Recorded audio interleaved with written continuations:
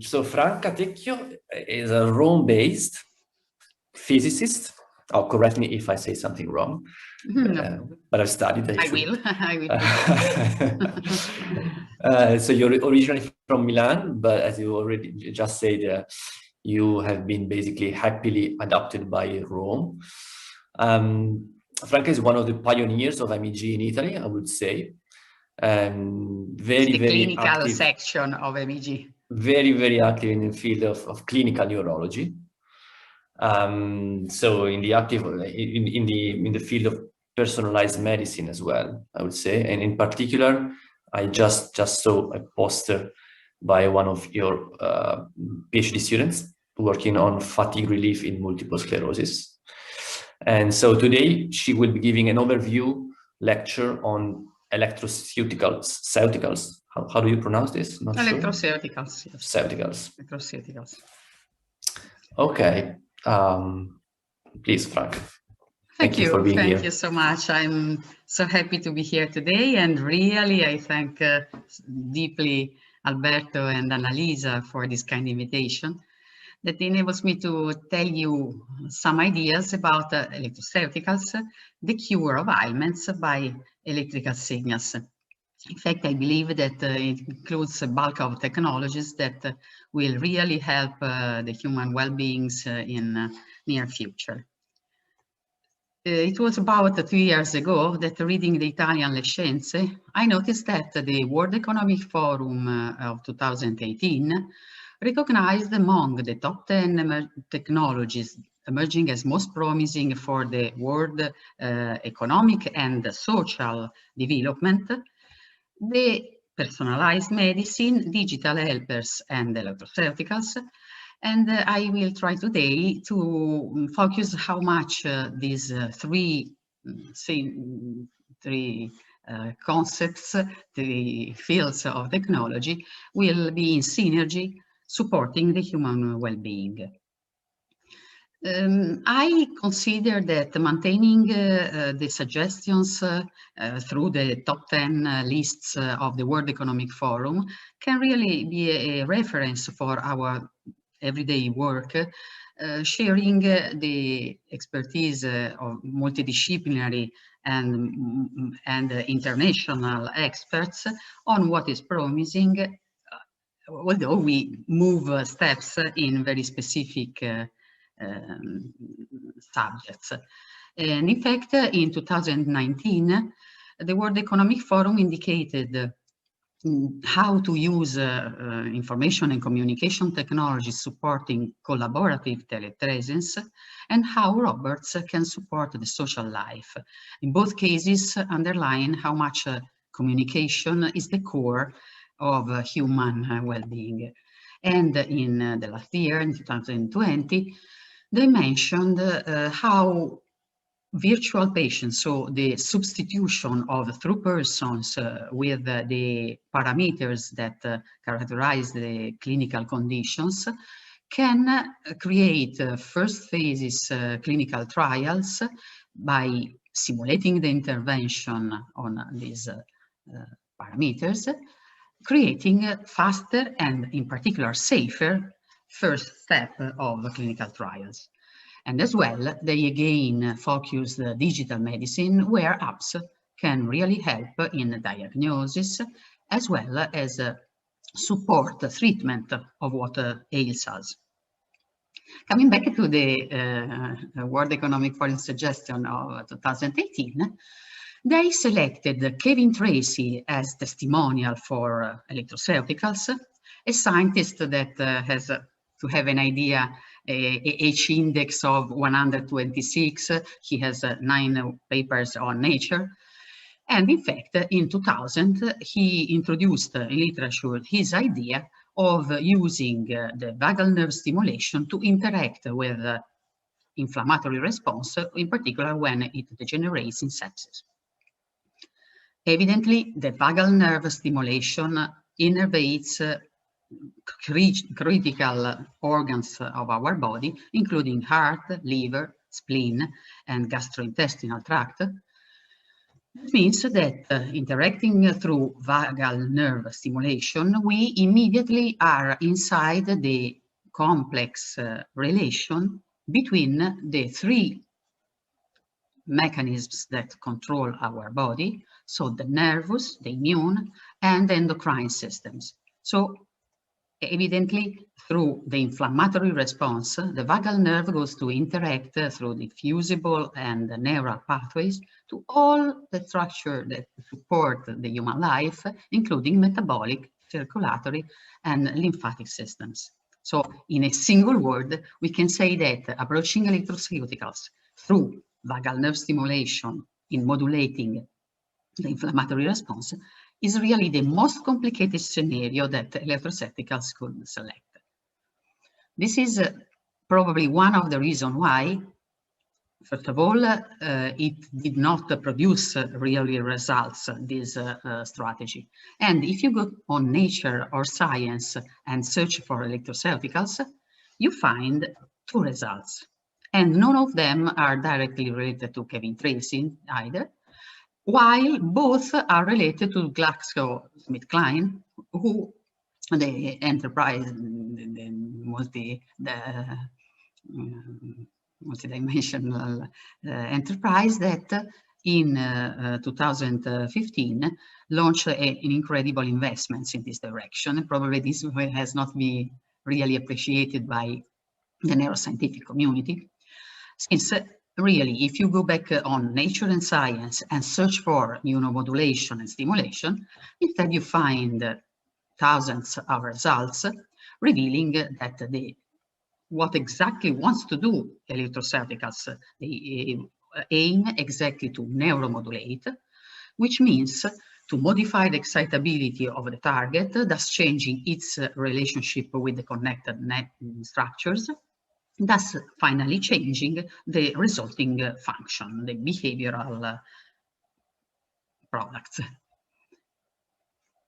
For this reason, I will maintain the term electroceuticals exactly because it has a great potential to immediately remind the ability to cure that electrical signals have. Reminding that the two branches, invasive and non-invasive, include in particular the invasive branch therapeutic tools that, for example, starting with the heart, that from the 60s produced pacemakers that are really a crucial therapeutic approach against heart dysfunctions, as well as the brain that is possible to interact with invasively through deep brain stimulation that is accepted by the Food and Drug Administration from about 20 years to cure Parkinson. As well, peripheral nerves include the stimulation of the vagal nerve with the subcutaneous stimulator that is accepted against drug-resistant epilepsy when the surgery, as fantastically described yesterday by Professor Nobili, could not represent the proper solution. Today, I will for sure concentrate on the non-invasive branch that for the brain stands for repetitive transcranial magnetic stimulation and transcranial electric stimulation. And this is exactly the technique that we used to build what I will show you today as somehow an opposite example with respect to the vagal nerve. If it is the most complicated, we will here present probably the most simple scenario where we go to interact with specific structures within the complex networks that are related to functional control. You see two different purple and yellow codes that refer to the two-dimension individual and population of the personalization, because our approach exactly integrates electroceuticals with personalized medicine, which stands for two big branches, so the personalized diagnosis, and we are instead concentrated on the therapy that includes prognosis, treatment, and communication. And we started personalizing treatment and, we hope, soon communication on these two dimensions. In fact, we arrived here creating what I called with an acronym EPIC adventure, made by electroceuticals, personalization, and PICO model, referring to a crucial model that is proposed by international authorities to approach medical procedures, where you will always have in mind these four variables: the population who are the beneficiary of your intervention, which is the comparison of your intervention, and the outcome you are monitoring. The story that I will tell you today originates from the strategy that our Laboratory of Electrophysiology for Translational Neuroscience developed long years. So we believe that it's crucial to listen from the body and brain organization of the people, searching for measurable indices of the parameter of the symptom that we want to cure, so that it creates the guide to develop the compensatory interventions.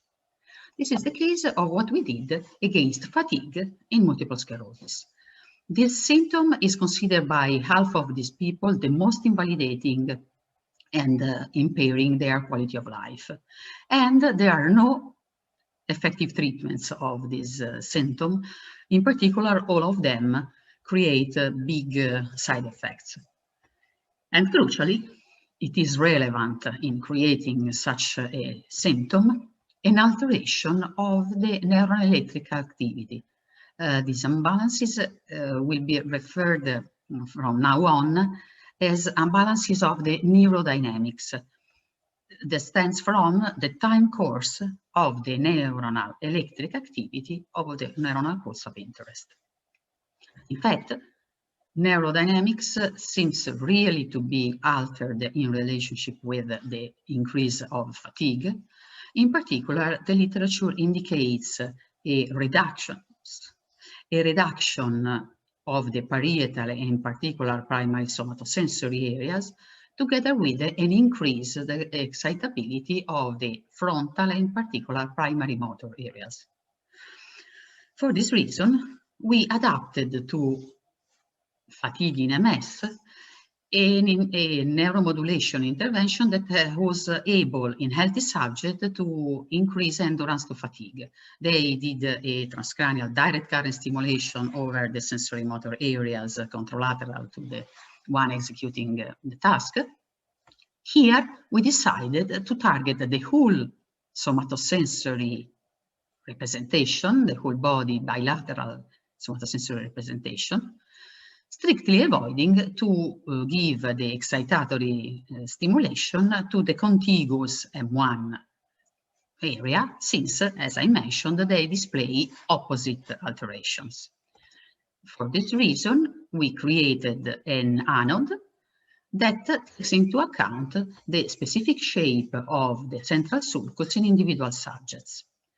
We decided and we created an automated procedure to create such electrodes and decided to check whether this personalization is relevant, comparing in individual people, 12 of healthy subjects, what occurs in the primary motor excitability if we compare the personalized electrode with a one that has a shape that is a median of what occurs in all the excitability. In particular, goes between the C3, C4, and CZ positions of the international EEG system. You can consider our test simply comparing the amplitude of the signals in the condition on with respect to off, when we compare the effects through non-personalized and personalized electrodes in the lower and upper limbs of the right and left hemibodies. As you can see, both personalized and non-personalized electrodes show an increased amplitude of the signal, both for the left and right sides, exactly both personalized and non-personalized electrodes, but and the lower limb representation is in this area where we centered all the electrodes. But when we go in these areas that are the upper limb representations, we find that only the personalized electrode is able to produce a statistical significant enhancement in all subjects, while in many of them, the non-personalized electrode is not able to produce the variation of the excitability of this area. So the personalization seems really necessary if we want to track and to target the whole region of the primary somatosensory representation. So we enrolled patients that had a high level of fatigue, prepared the electrode for each of them, and directed all of them to 2 blocks of stimulation, either real or sham, where once positioned the electrode for 5 days, we positioned the electrode and stimulated by transcranial direct current stimulation for 15 minutes. We waited to execute the second block that the level of fatigue was comparable in the baseline of the 2 interventions, real and sham. What we observed was produced by randomized control trials that can be classified as class 1 by the consort, which is the consolidated standard reporting trials checklist produced by the Cochrane collaboration, and enables to classify the quality of information coming from a randomized control trial. We observed that in both trials that enrolled only 10 patients, but this could be considered together with the fact that we estimated as the sample size that this provides is sufficient information, that the real information was much stronger as an effect to the sham, and in both groups the average response to the stimulation that here you see in red for sham and in gray for in red for real and in gray for sham, and the effective responders are those that respond and that change their level of fatigue more than 20%, so are outside this gray area.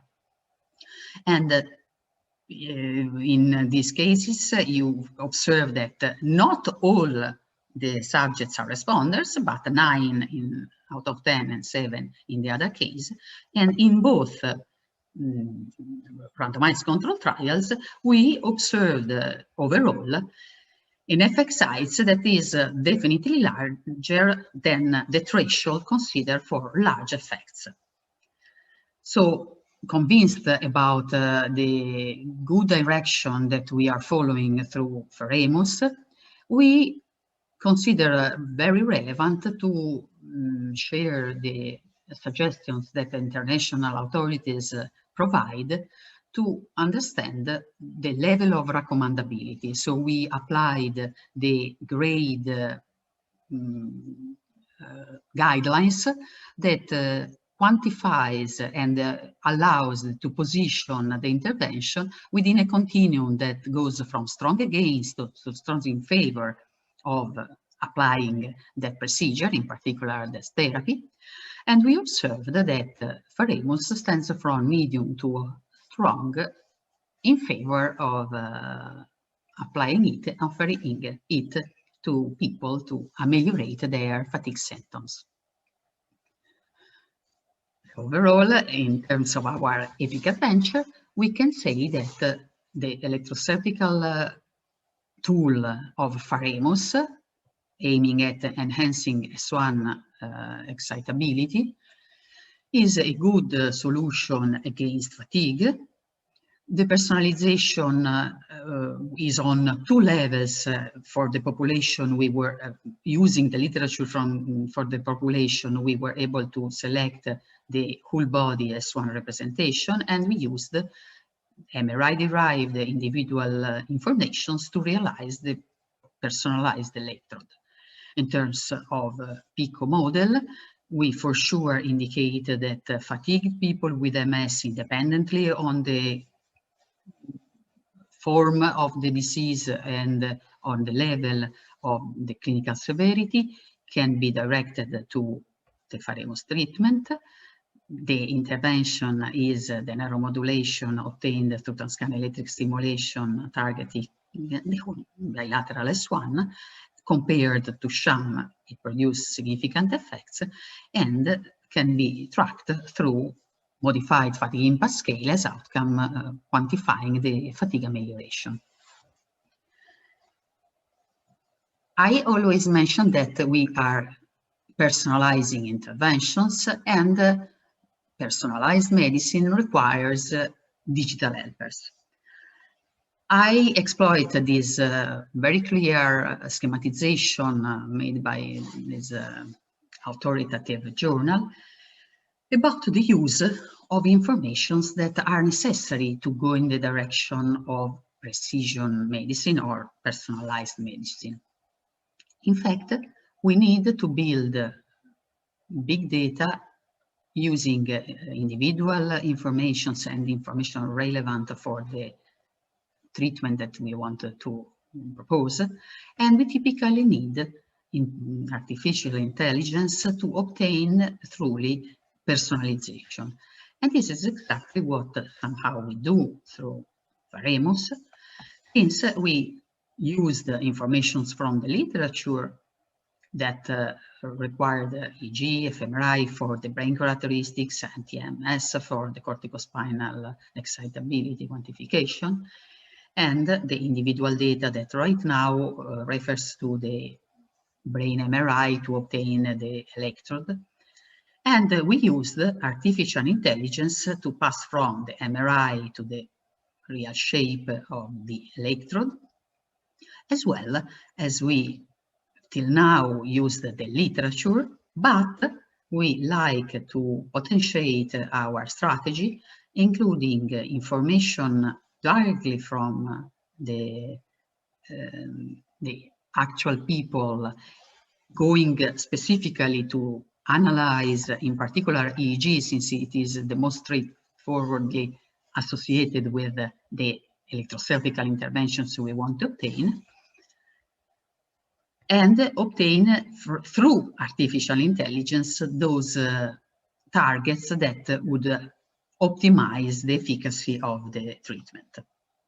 So overall, we consider that going in the direction of really continuously potentiate the personalization that could make Pharemus more effective, one aspect is for sure to better understand what occurs in fatigue and how Pharemus induces ameliorations. And this is exactly why we consider the data associated with the 2 randomized control trials that I mentioned you, adding both before and after the treatment, in addition to the fatigue levels that are those that we studied as a clinical trial, information about the brain organization, in particular obtained through EEG equipped by functional source separation. The functional source separation is a tool that our lab developed exactly 15 years ago that enables to reconstruct from EEG or MEG the activity of specific regions starting from a specific functional fingerprint, so exploiting the electrophysiology, the dynamic information emerging from EEG and MEG. And I schematize here the position of the, in particular here, the M1 and S1 sources, since the functions of separation, like every blind or semi-blind, in this case, source identification methods like ICA, produce the time evolution of the activity and the field distribution of the scalp. So we can exploit the field distribution then to solve the inverse problem if we need to know where the structures are within our brain. But independently on solving the inverse problem, we can follow the activity of those regions in many conditions of interest. And in particular, for our purposes, we can study the activity at rest.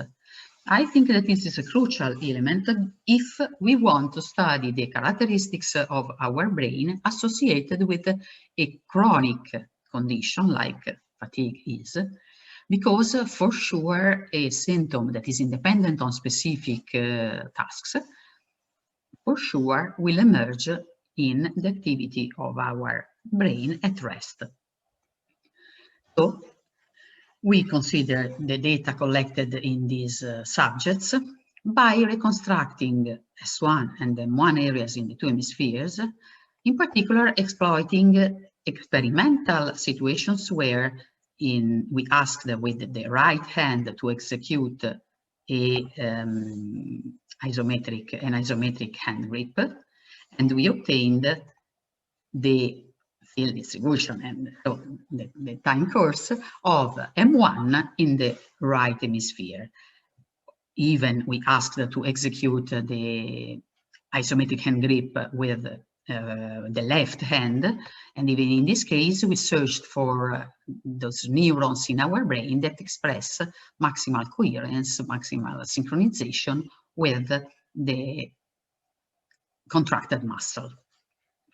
For identifying S1, we stimulated the median nerve of the right hand, obtaining the S1 of the left dominant hemisphere, and we repeated it, stimulating the left hand, obtaining the representation, the somatosensory representation within our brain devoted to the left hand. And the potential of S1 is that once identified the field distribution related to that source, it is possible to consider other conditions of interest and extract the activity of those areas in that state. So we finally obtained S1 and M1 in the left and right hemispheres at rest. We studied these the characteristics of these neuronal pools in terms of neurodynamics.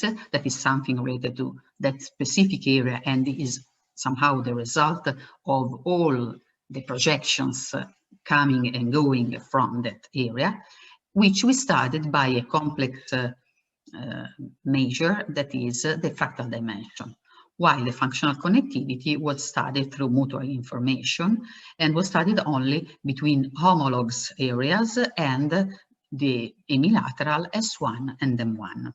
What we observed is exactly that pharemus is able to modify the local neurodynamics, normalizing in particular the characteristics of S1. And in fact, we also observed that S1 is more altered than M1 before the intervention, and the pharemus is able to normalize and making the neurodynamics similar to that of healthy controls.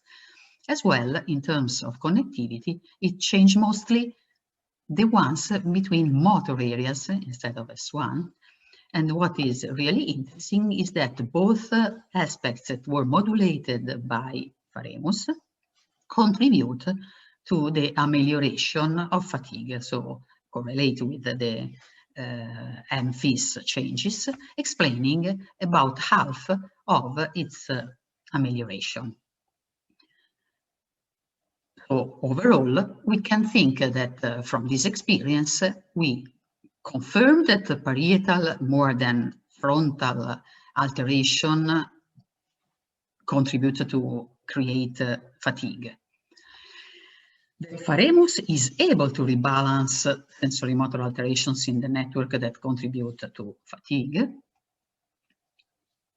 We observed that the neurodynamics changes just contribute to amelioration, but only explaining half of this effect.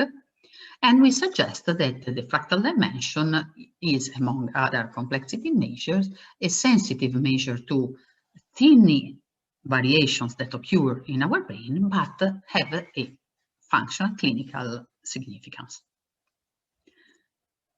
In terms of ethic adventure, we can say that we are in a good line to better tune pharynx, further exploiting the neurodynamics changes that we are understanding.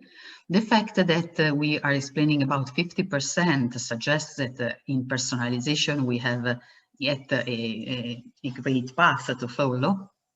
For sure, continuing understanding what generates fatigue, and if we can really select individual features that can identify those who can most benefit from the intervention. And in terms of PICO model, probably we will ameliorate exactly the population in terms of subpopulations that can really benefit from it.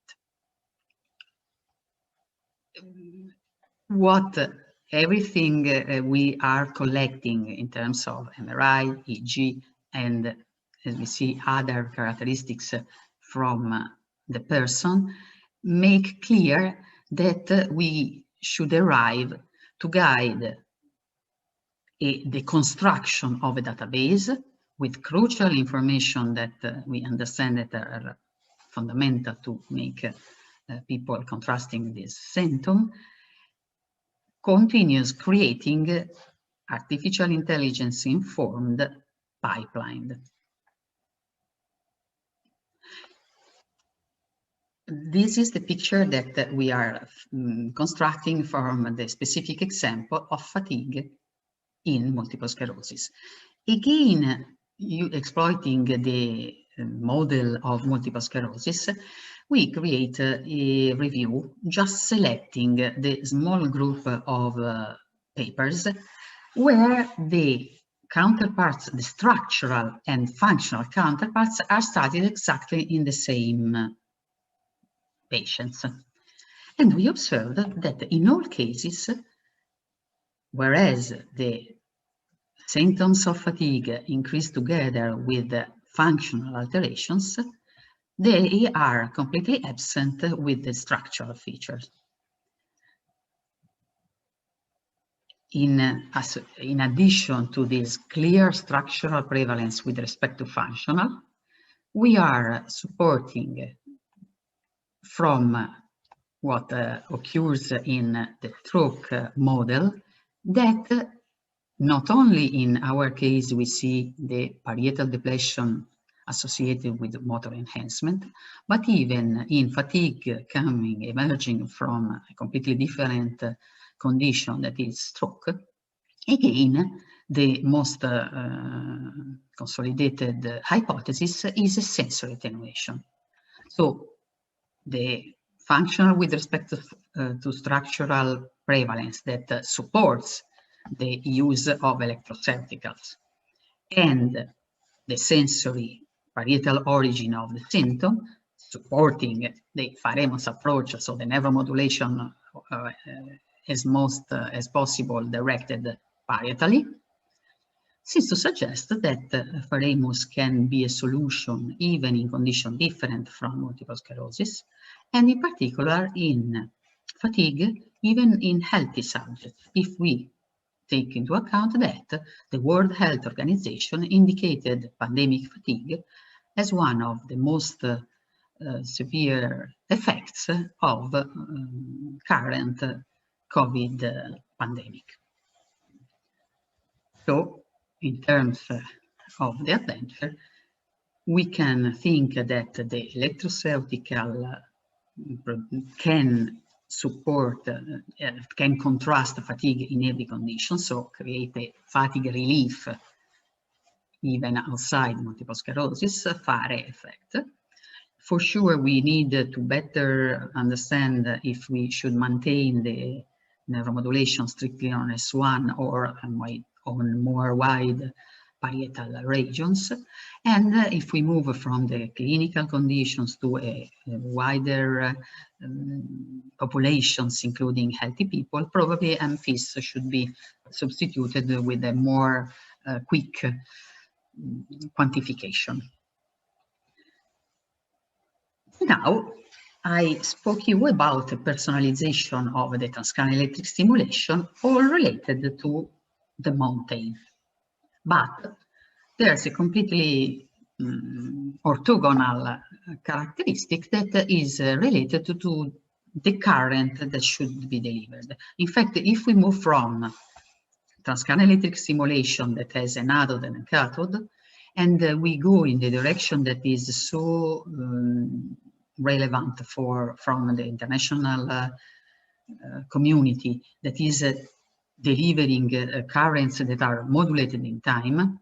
In particular, the most frequent is the transcranial alternating current stimulation, where sinusoids are given. Emerges that is more and more relevant to provide currents that are tuned on the local region. Our hypothesis is that we can select for every region the proper language. So our hypothesis is that every node within our brain produces a typical language, and if it hears a similar message, it tends to speak. So it becomes more excitable. So we built an experiment to test this hypothesis. And again, we exploited functional source separations to build the activity at rest of the primary motor area. And we provided that fluctuation to single subjects. We like to underline that even in this group of subjects that was involved in the experiment, the neurodynamics, so the time evolution of their S1 activity, sorry, M1, all this experiment is done in the primary motor area. You see that even described through the power spectral density, the activity in about 1.5 minutes of these people are very different one to each other. So some of them have the typical prevalence at around 20 Hertz, typically 3 of them. But the vast majority has not such a typical beta band activity. And furthermore, you see a quite clear and relevant variability of the shapes, indicating that the neurodynamics has a great intersubject variability.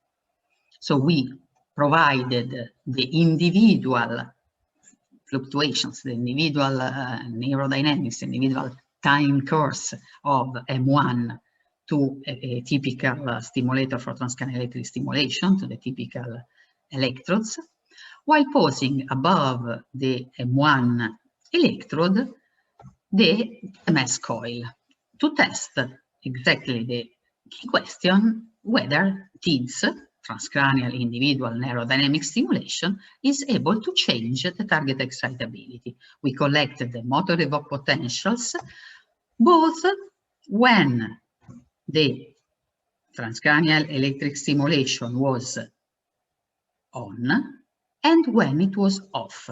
In this way, we were able to have a baseline for each of the conditions, making us able to answer the question whether the single current that we provided through this electrode was really changing the excitability of M1.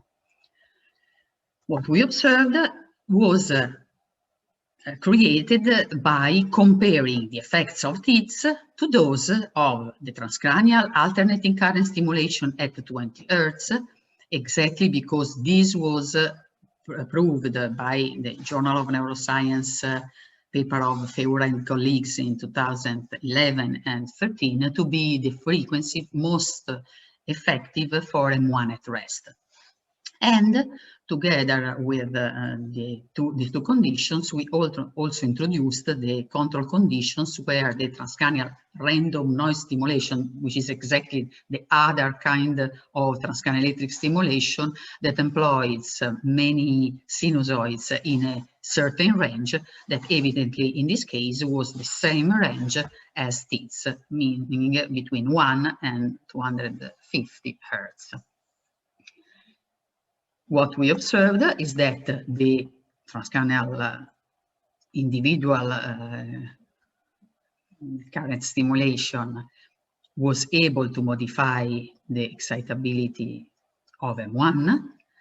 The effect was much bigger than that obtained through transcranial alternated current stimulation, while random noise stimulation and sham did not produce any effect. What is relevant from this kind of experiment is that we can observe the effects individually. So what tells you this picture that is organized almost on the effect that you can show here? In red are the changes with respect to the baseline in a single subject. This is the classical way to observe the effects of neuromodulation. So the ratio between MEP amplitude during the stimulation with respect to baseline for transcranial individual neurodynamic stimulation, TIDS and TACS. But the real interest is in this section of the picture where we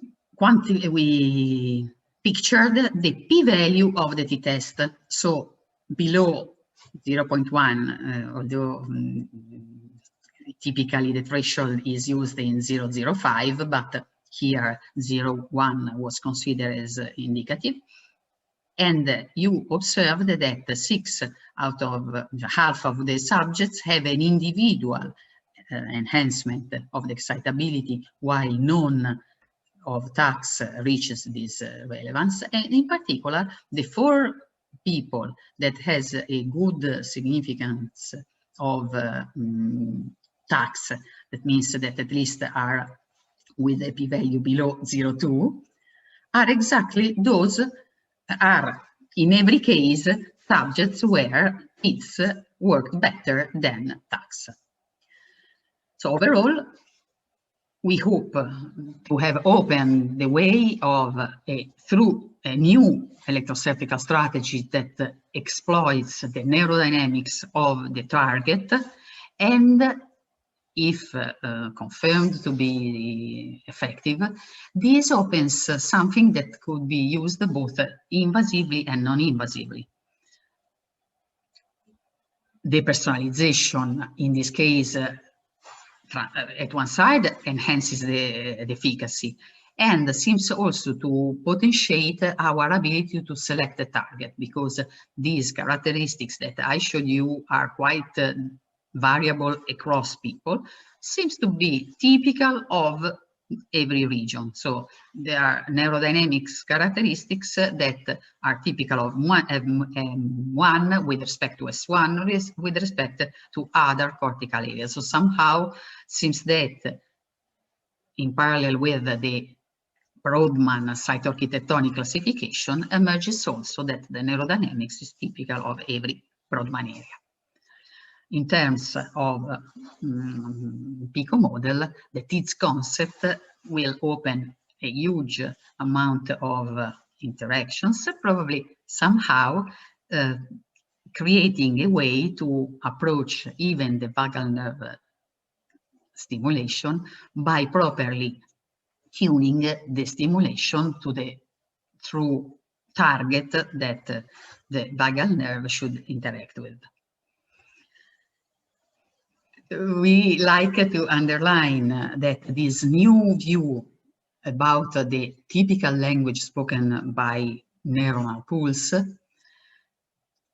and the reasons why this emerges in our neural networks can be the reason why our TEDx presented such ideas and was realized almost at the same time as the Kevin Tracy one, incredibly obtained about 50 times the visualization of the Kevin Tracy one. So the Italian TEDx was viewed 460,000 times, while 31 times the Kevin Tracy TEDmet. I like to complete the scenario mentioning that, as I suggested, that is relevant to maintain the suggestions of the World Economic Forum. For sure, the European Research Council has something to suggest us in the way we look at our everyday activity. And I would like to underline that ERC categories indicate neuroscience, behavioral neuroscience is made by sleep, consciousness, and endedness, reviewed recently by sleep, consciousness, and addiction. So somehow I feel that we should follow our investigations that crucially involve multidisciplinary activities, maintaining that the key dimensions are probably something that we should never forget. Otherwise, we are too much closed in simple examples that do not resolve the true problem. I for sure close this story with mathematicians, definitely affirming that our synergies are crucial if we want to approach the description or a quantitative description of network physiology that I definitely believe is the true approach to those complicated interaction that we mentioned between the controlling systems of our body. And for sure, we should search for artificial intelligence tools able to dominate and put in connection multidimensional data. On this line, I like to offer our view that roots in the synergy between research, education, media communication, and enterprises, trying to build our, that's precision electrosurgical in information and communication technology, made by 3 big branches, where the technology includes both the device, the stimulator, and the digital tools to communicate both data and support the communication among people, including the parameters for personalization exactly as a structural section of this technology, and enabling the creation of services that make really available to people these tools. While I thank all who contributed to this story, I thank you for attention.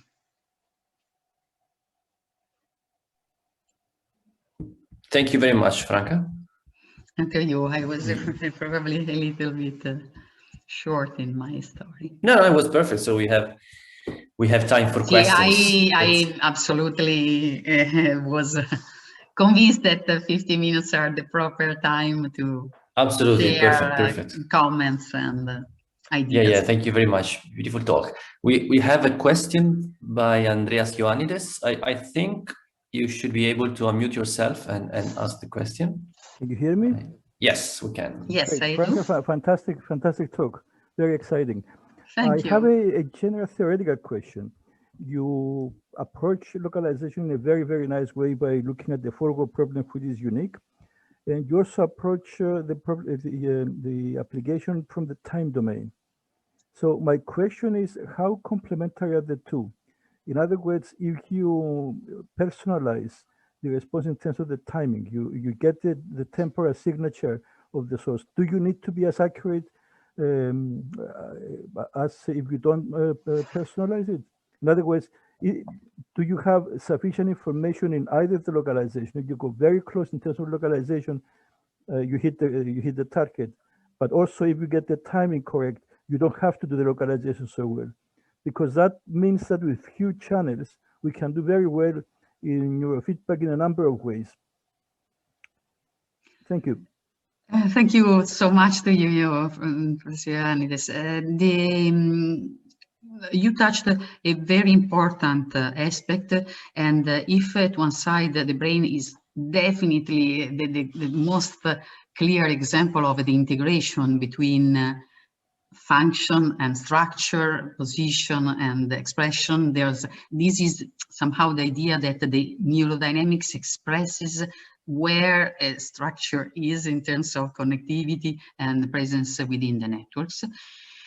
For the purposes of transcranial electric stimulation, you correctly mentioned that our necessity to be precise in localization is not so relevant.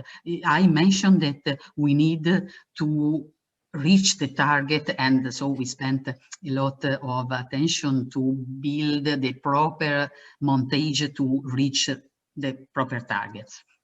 But for sure, this is a line where we can increase and ameliorate a lot, because till now, even we use the idea to put the electrodes above the structure. And you are right that in that section, we didn't use directly the EEG informations, localizing them, but on the contrary, we used the information from the literature saying we want to go to modify the excitability of the whole body somatosensory area. I mentioned just one moment, a project that we really have to study the EEG of people that are equal for everything but the fatigue symptom, and extracting with an adaptation of the functional source separation of another proper intelligence, artificial intelligence tool, the network that are altered, or the network in which the alteration increases together with the fatigue symptom. And in that case, exploit this information to create the montage, in addition to provide the neurodynamics. To be honest, I continue to think that in building neuromodulation interventions, is better to develop tools that exploit the field distribution on the scalp with respect to solving the inverse problem, since then you should find out the position of the electrodes on the scalp that create the current that we want within the brain. So I feel that while in the direction of epilepsy, the localization is definitely crucial, for this kind of approach, we should exploit the crucial information about the relationship between generating currents and distributed and magnetic and the electric potential distribution on the scalp, probably not focusing on the inverse problem. So, I tend to agree with you, but I think I would put it somewhat I'm sorry, differently. Professor Ioannidis, I listen with very much difficulty. I don't know if it is, I mean, sorry, okay, if you can... Can you hear me better? No, I listen very, very far away. Sorry. Okay, we'll try some other time, maybe 3 minutes. Thank you. Thank you. Very nice. Thank you very much. Okay. Sorry, I suppose you had to tell me something more complicated for me. Are there more questions for Franca?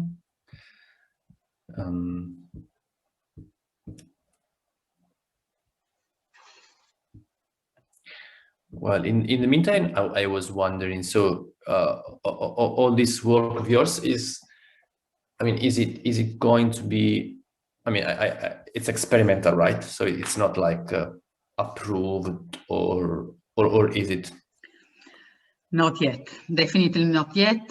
We are, to be honest, following a line a little bit different from the acceptation from the Italian.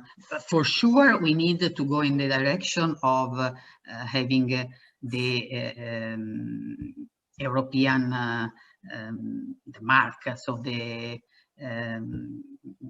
oh dear. I mean, is it a patent or no? Not the patent, no, not the patent, but the mark to be accepted as a medical device. Yes, No.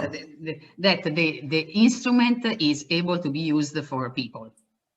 Okay. I think it's the EMA approval or FDA. No, not so much. I mean, to be honest, in Italy, neither RTMS or tests are considered as medical tools.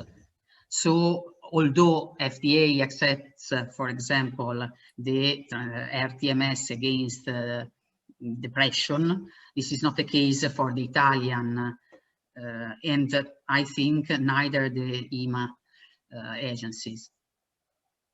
So what we need is for sure to make the devices accepted, and instead the idea to be accepted as a clinical tool can be somehow avoided if really people are interested in using it.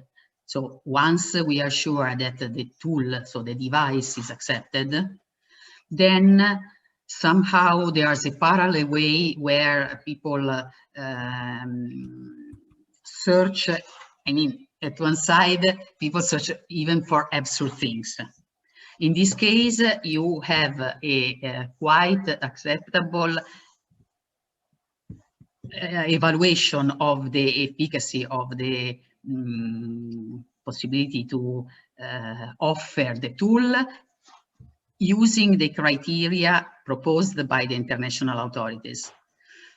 But to be honest, when you go interacting with the medical world, there's a lot of contrasting requirements that somehow these uncouples the real use and the real benefits of a tool and the approval by the national authorities.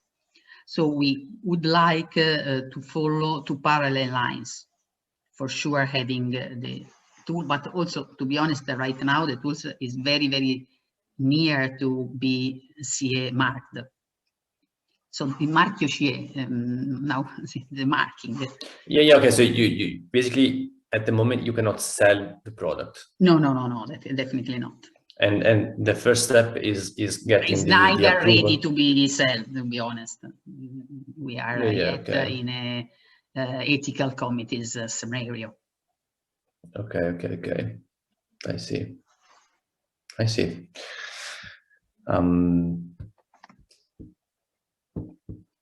I was just checking whether there are more questions. See, I know that even my contribution is somehow outside the core efforts of the electrophysiology community that has been so much devoted to solve the inverse problem. But somehow I would like to underline instead that even the ideas that I try to communicate are crucially dependent on the synergy with mathematicians. So all what we try to do need and require a deep understanding. Unfortunately, on a line that is a little bit different from the core where people is already concentrated. So no, but it actually was very interesting for this specific reason, I think. I mean, I know, yes, but it can be stimulated, but people should somehow move from what is more the safety area, so where you are, obviously, you have more experience, and so evidently you can contribute better. But the same concepts that stay behind the inverse problem solution somehow are crucial for what we would like to do, avoiding all the terrible quantity of information that we do not have and makes the inverse problem solution so difficult. In this respect, I mean, in what we want to do, so exploit the field distribution generated by a certain network to decide where to put the electrodes is a problem that needs absolutely the excellent information of those who are concentrated on the Maxwell equation controlling the relationship between currents and generated fields. So are exactly crucial, those expertise, but should be used in a little different direction with respect to solve the problem that we well know that requires big informations about tissues and their conductivities that unfortunately are not known. Yeah, yeah, I totally agree with you. Thanks. So I hope that some mathematician will get interested in this. I am so happy that with Annalisa, the collaboration really is developing is a big word because we are so in difficulties to close and to reach good publications at least, but we are sure that it will happen before or later. Another quick question: I'm not sure you mentioned this in your presentation, but do you think? I mean, do you have an idea what would be other ailments in which this sort of treatment could be useful? I didn't, but on the contrary, there are quite clear indications that against depression, where the RTMS is even already accepted by FDA, and now even the transcranial direct current stimulation is producing very good results. Okay. Wow. Obviously, the concept of which one is more effective is a long story that is even not so relevant, although would be very useful to finally find out in which conditions it's better to use one and in which the other. And in particular, the key difference is the quantity of current that you want to direct, because RTMS creates much stronger currents within the brain, but in a very small concentrated area. So it depends on how much you need a focal, or like as we showed against fatigue, to be honest, you need very small currents, but in an extended area. And in that case, the transcranial direct currents, the transcranial electric stimulation could be more promising. So depression, dependence, the addiction. Addiction. This addiction is already approved, even the RTMS. And to be honest, we believe that in all conditions where the symptom is dependent on a neurodynamic alteration, that are exactly these: depression, addiction, fatigue, migraine, even acouphene, and tinnitus, and dystonias. So these conditions where no main damage is in place and the symptom is mainly functional, I feel that we should, but there's a clear indication from the literature. And, okay, thank you very much. Okay. Okay. No, please go on. Yeah, no, I mean, simply these are tools that interact with the brain plasticity. So since it contributes, for example, clearly to the recovery after a stroke, for sure can enhance those recovery abilities. Okay, thank you very much. Very, very, extremely interesting, I would say. Thank you to you again. Okay, thanks. I really hope some mathematicians will get in touch with you after this. We'll answer later on. Yes. Okay. Okay, so Thank you very much can again. have. Thank you again. Big Now clap. there's a break. There's a small break, yes, and we start again in, I don't know, maybe 10 minutes.